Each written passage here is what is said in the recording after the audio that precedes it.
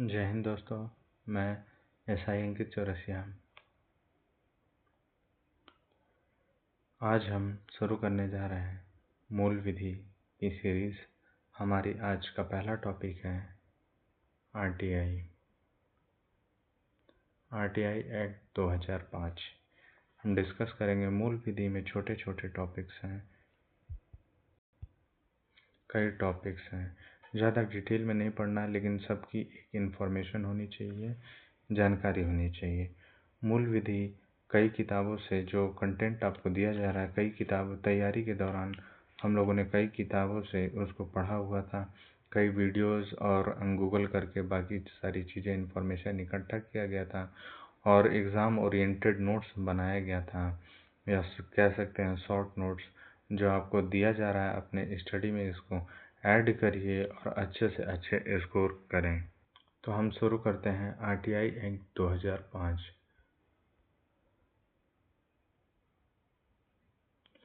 RTI act, right to information इसको कहते हैं।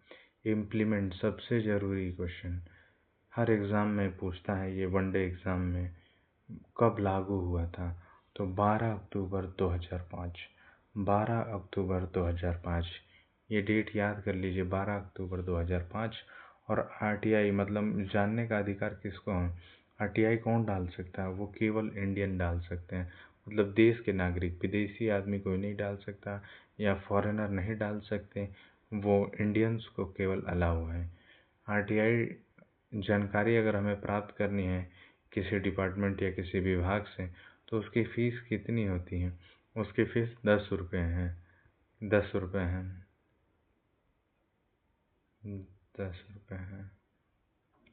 अगर बीपीएल फैमिली से अगर जो एप्लीकेंट है या जो अप्लाई कर रहा है या जो पूछ रहा है, अगर बीपीएल फैमिली से है तो उसके लिए फ्री है। बिलो पॉवर्टी लाइन जो है उसके लिए फ्री है। अगर आप आरटीआई डालते हैं या जवाब किसी विभाग से या अथॉरिटी से मांगते हैं, तो उनकी जवाबदेही होगी कि 30 दिन के अंदर वो आपके जवाब का आप जो जवाब मांगे हैं उसका रिप्लाई करें। अगर ज़िंदगी लाइफ से अगर रिलेटेड है, अगर ज़िंदगी की बात आ जाती है, तो उसमें 48 घंटे के अंदर उनकी जवाबदेही होगी कि वो जवाब दें। वो 48 घंटे के अंदर, मतलब 10 घंटे, 20 घंटे, 25 घंटे के अंदर ही जवाब दे देंगे।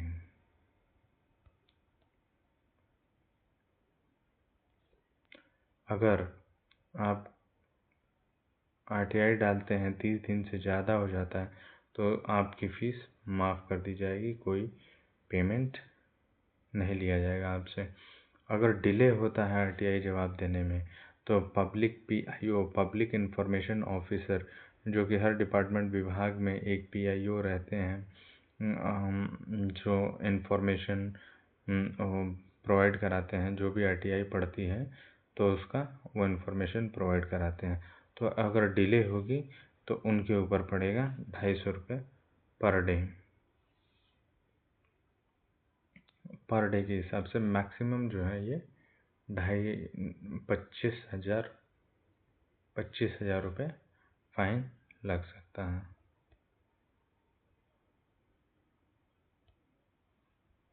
अगर आप एक आरटीआई डालते हैं, अगर 30 दिन के अंदर जवाब नहीं आता है, तो उसे दोबारा डाल सकते हैं 90 डेज के अंदर। सेकंड अपील आप कर सकते हैं।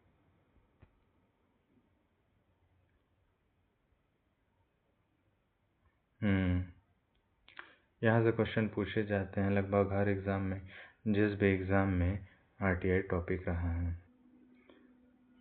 प्रेजेंट, ये हम जब तैयारी करते थे, एग्ज़ाम देते थे, तो उस समय CIC होते थे। CIC दो हैं, ये CIC कमीशन है, सेंट्रल इंफॉर्मेशन कमीशन, और इसके चेयरमैन होते हैं CIC होते हैं, चीफ इंफॉर्मेशन कमिश्नर होते हैं, और इनके साथ 2 और IC होते हैं, इंफॉर्मेशन कमिश्नर्स। ये याद कर लीजिएगा, वो पूछ देते हैं कि कितने IC होते हैं। तो प्रेजेंट जो है, प्रेजेंट CIC जो हैं, हीरा लाल समरिया हैं। हीरा लाल, याद कर लीजिए नाम, हीरा लाल।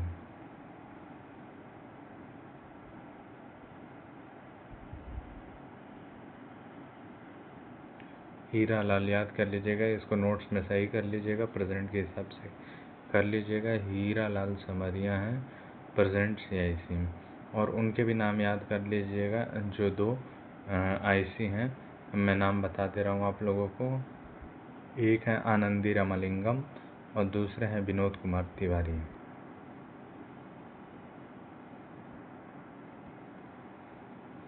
दस दिसंबर की डेट भी याद कर लीजिएगा, 1948। 10 दिसंबर 1948 जो है याद कर लीजिएगा डेट। UNHR, इसको सही कर लीजिएगा, UD होगा। UNHRC जो है उसको लिखने के चक्कर में UNHR हो गया है, UD होगा, universal declaration of human right. 10 दिसंबर को मानवाधिकार दिवस भी मनाया जाता है। पहली बार ह्यूमन राइट की बात की गई थी, यूनिवर्सल डिक्लेरेशन हुआ था, तो इसको याद कर लीजिएगा आप लोग। RTI जो है वो किसके अंडर, किस आर्टिकल के अंदर, किस अनुच्छेद के अंदर आता है, तो याद कर लीजिएगा, ये बहुत ही इम्पोर्टेंट क्वेश्चन आ सकता है। ठीक, RTI जो है आता है, जानने का अधिकार है हमें जो है वो आर्टिकल 19 के 1 में आता है। पहला देश जो RTI आया हुआ था वो स्वीडन था। स्वीडन नाम याद कर लीजिए, स्वीडन।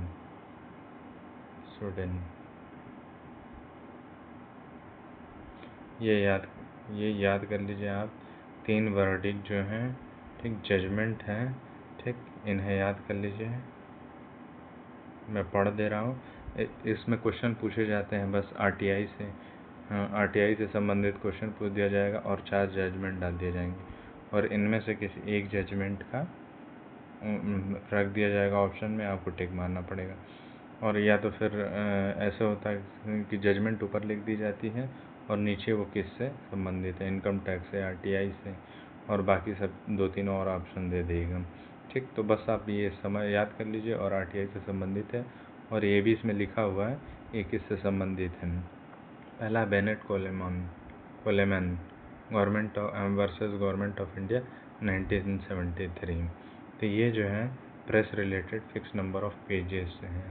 ठीक, तो इसको याद कर लीजिए। ठीक, दूसरा जो है SP Gupta versus government of India 92, जज ट्रांसफ़र एक्ट से रिलेटेड है, ये पब्लिक एक्ट था। ऐसे याद कर लीजिए, ज़्यादा डिटेल में नहीं जाना है, बस ये पता होना चाहिए कि आपको जजमेंट किससे रिलेटेड है और क्या चीज़ से रिलेटेड है।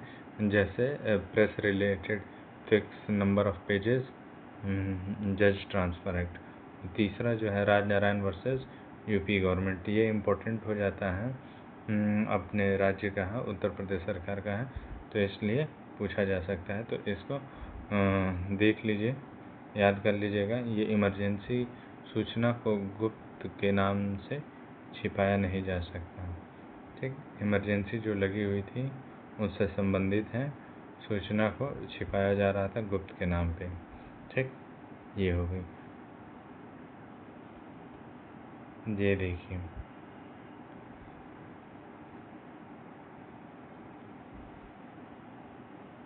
EVM पे आए दिन चर्चा होती रहती है, न्यूज़पेपर में आता रहता है। EVM also under RTI, EVM भी RTI के अंदर आता है। फिर अब हम बात करेंगे if field in another authority transfer with in 5 day. अगर किसी दूसरे अथॉरिटी में अगर आपने RTI डाल दी है गलती से, तो 5 दिन लगते हैं दूसरी वाली जो सही वाली अथॉरिटी है उसमें जाने में। उसके बाद हम बात करते हैं थर्ड पार्टी से इन्फॉर्मेशन लेने में। अगर थर्ड पार्टी से इन्फॉर्मेशन ले रहा है कोई MPIO, तो 40 दिन लग सकते हैं वैसे केसेस में।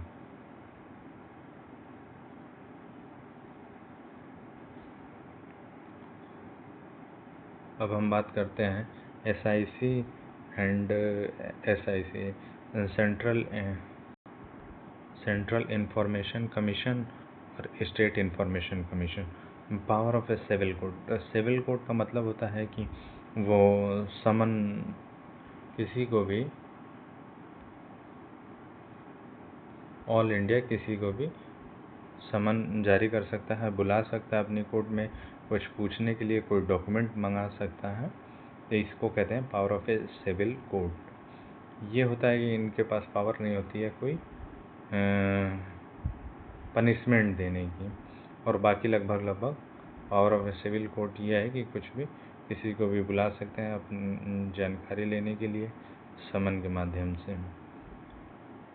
ये पहले ही बता दिया था कि अगर पहली बार आप डालते हैं तो 30 दिन के अंदर, अगर नहीं होता तो सेकंड अपील विथिन 19 डेज। हाँ, ये देखिए पहले ही मार्कर से किया गया हुआ है, in corruption and human right, ठीक, भ्रष्टाचार और मानवाधिकार में 45 दिन याद कर लीजिएगा। ऐसे क्वेश्चन बन जाते हैं 40 दिन वाले। 40 दिन बताइए, 40 दिन किसके लिए हैं? थर्ड पार्टी के लिए। और 5 दिन किस में लगते हैं?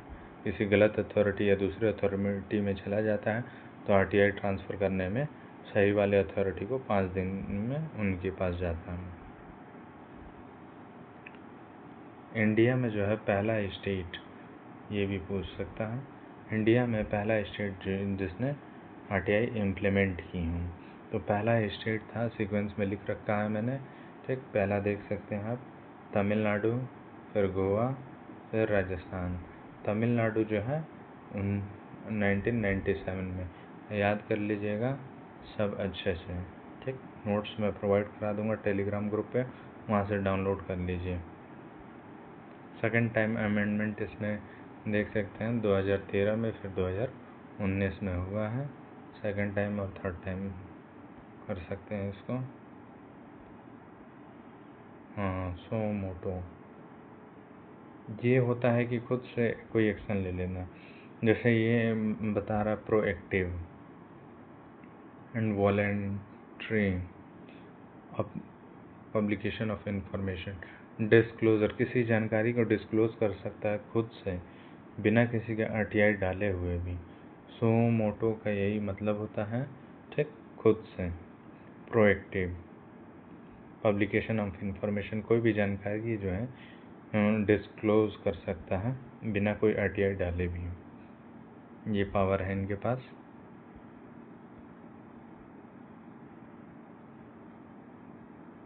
No format of publication, RTI डालने का कोई फॉर्मेट नहीं है कि इस प्रोफार्मे में या ऐसे पड़ेगा।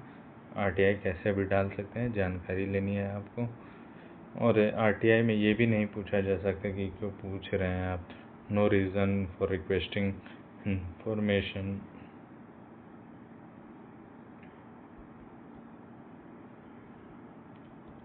इन चीज़ों में आप आरटीआई नहीं पूछ सकते हैं, नोट कर लीजिए इसको, बहुत ही ज़रूरी है, नोट कर लीजिए इसको। जैसे पहला है sovereignty, integrity and security, Bharat की संप्रभुता, एकता और अखंडता।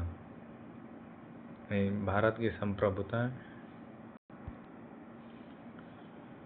अखंडता और सिक्योरिटी, सुरक्षा पे, इस पे आप आरटीआई नहीं पूछ सकते हैं और वो बाध्य नहीं है जवाब देने की, ठीक। दूसरा जो है कि किसी फॉरेन कंट्री से आप आरटीआई नहीं, फॉरेन कंट्री के बारे में या वहाँ की जानकारी नहीं प्राप्त कर सकते।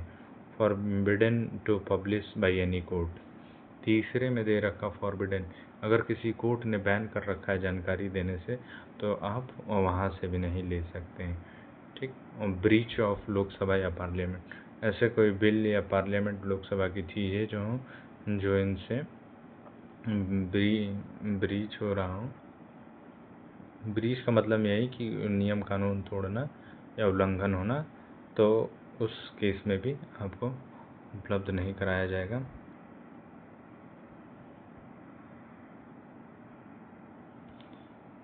इन्फॉर्मेशन अगर आप किसी चीज़ की मांग रहे हैं किसी भी डिपार्टमेंट अथॉरिटी से तो 20 साल तक के दे सकेंगे, उससे पुरानी इन्फॉर्मेशन वो देने के लिए बाध्य नहीं है। इसको नोट कर लीजिए, ये वन लाइनर वगैरह क्वेश्चन में आ सकते हैं। ये पहले ही बता दिया, अपील जो आप कोई भी एप्लीकेशन मतलब कोई भी आरटीआई डालेंगे तो 30 दिन के अंदर डिस्पोज्ड हो जाएगा। ये ऑर्गेनाइजेशन है, इन ऑर्गेनाइजेशन में आप आरटीआई नहीं डाल सकते। आरबीआई, आईबी हो गई, रॉ हो गई, इंटेलिजेंस हो गई, बीएसएफ हो गई, सीआरपीएफ हो गई, एसेट्रा। ठीक, ये जो एजेंसीज हैं, सेंट्रल एजेंसीज, आईबी हो गई, रॉ हो गई, इंटेलिजेंस हो गई, बीएसएफ हो गई, सीआरपी हो गई, तो इन अथॉरिटी से आप जानकारी नहीं प्राप्त कर सकते, क्योंकि ये हमारे भारत की सुरक्षा से संबंधित हैं, तो यहाँ से आपको जानकारी नहीं मिल सकती। तो आज का हमारा टॉपिक ख़त्म हो गया, आरटीआई। ऐसे ही डेली आपको मूल विधि की सीरीज़ मिलती रहेगी। हमारा मकसद ये नहीं है कि आपको आरटीआई की पूरी 2 घंटे 3 घंटे की क्लास करानी है। ये आप जीएस नहीं पढ़ा रहे हैं, आपको पॉलिटी, ये छोटे छोटे टॉपिक्स हैं, आपको बेसिक पता होनी चाहिए। इतनी सारी चीज़ें पता हो गई, आप अटेम्प्ट कर जाएंगे। लगभग हर क्वेश्चन 90% जो पढ़ाएंगे तो उसी में से आएंगे, आप अटेम्प्ट कर लेंगे। आप इन्हें नोट्स को अच्छे से रिवाइज कर लें। मैं इसको टेलीग्राम ग्रुप में पीडीएफ डाल दे रहा हूँ, आप वहाँ से डाउनलोड करके प्रिंट आउट रख सकते हैं, या समझ के खुद का नोट्स बना लीजिए और उसको रिवीजन करते रहिए। कल फिर मिलेंगे नए टॉपिक के साथ। आपकी मूल विधि की समस्या जो है, कई किताबों से पढ़ने और परेशान होने से समस्या को आपका ख़त्म कर दिया जाएगा। आपको एक ही जगह मूल विधि मिल जाएगी, डाउनलोड कर लीजिए, पढ़ लीजिए, प्रैक्टिस कर लीजिए क्वेश्चंस। तो मिलते हैं फिर कल नई क्लास में। जय हिंद।